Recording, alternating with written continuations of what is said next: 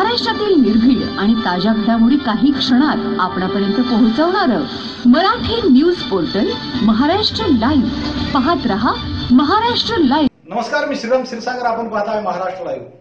बातमी आहे अशा उमेदवाराची की ज्यानं पायामध्ये चप्पल घालत नाही, पूर्ण कपडे घालत नाही, परंतु त्याला खासदार होऊन देशाचं भलं करायचं आहे। तर कोण आहे हा उमेदवार, आपण पाहूया त्याबाबतचा एक खास रिपोर्ट। निवडणूक म्हटलं की उमेदवार होण्याची इच्छा बऱ्याच जणांना असते। अशाच प्रकारे उस्मानाबाद लोकसभा मतदारसंघातून खासदारकीसाठी फॉर्म भरलेले मनोहर पाटील हे एक आगळेवेगळे उमेदवार आहेत।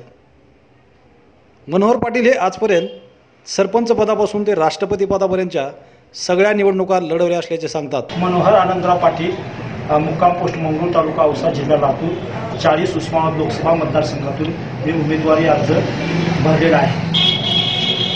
मी गेल्या वेळी 2014च्या 39 उस्मानाबाद लोकसभा मतदारसंघातून उमेदवारी अर्ज भरलं होतं। आज 5 वर्ष झाली आणि त्याच्या अगोदर पण उमेदवारी अर्ज भरलं 2009, त्याच्या अगोदर 2004ला भरलं। राष्ट्रपतीच्या निवडणुकीसाठी पण फॉर्म भरतो प्रतिभाताई पाटीलच्या वेळेस, आणि आता पण मी उमेदवारीसाठी मी माझ्या ह्या देशाचा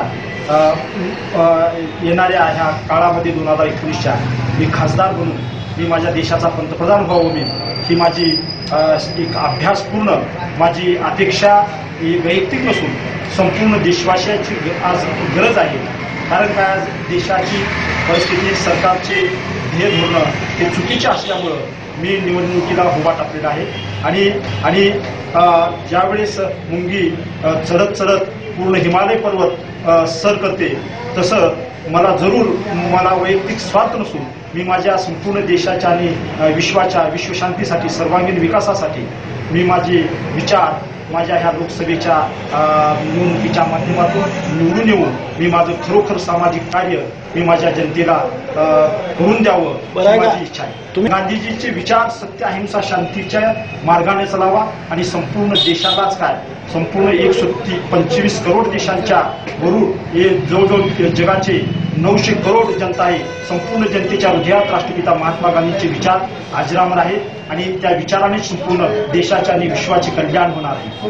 म्हणून मी माझ्या राष्ट्रपिता महात्मा गांधींचे विचारांना माझ्या हृदयात घेऊन संपूर्ण देशामध्ये मी 53,000 किलोमीटर मी पायी पदयात्रा केलेली आहे वर्ल्ड पीचची, आणि त्यासोबत 4 लाख वृक्ष लागवड करत ग्लोबल वॉर्मिंग, प्रदूषण मुक्त, दहशतवाद मुक्त, वसुदैव कुटुंबकम म्हणून मी माझे विचार घेऊन संपूर्ण जगामध्ये मी जाणार आहे। देशामध्ये आतापर्यंत मी प्रत्येक मोर्चामध्ये मराठा क्रांती हो, लिंगायत समाज हो, मुसलमान समाज हो, सर्व धर्मियांसाठी धनगर समाज हो, यांना आरक्षण द्यावं, नाहीतर समान नागरिक कायदा करावा। परंतु सरकार आपल्या वोट बँकेसाठी हे सर्व राजकारण करतं। आता ह्या वेळेस किती मतदान पडेल तुम्हाला जास्त? मला आता मतदान पडेल काय, मी निवडून 100% हे मला खात्री आहे। किती मताने निवडून येऊ शकता? मी जवळजवळ मला 4 ते 5 लाखाच्या वरून मतदान पडेल।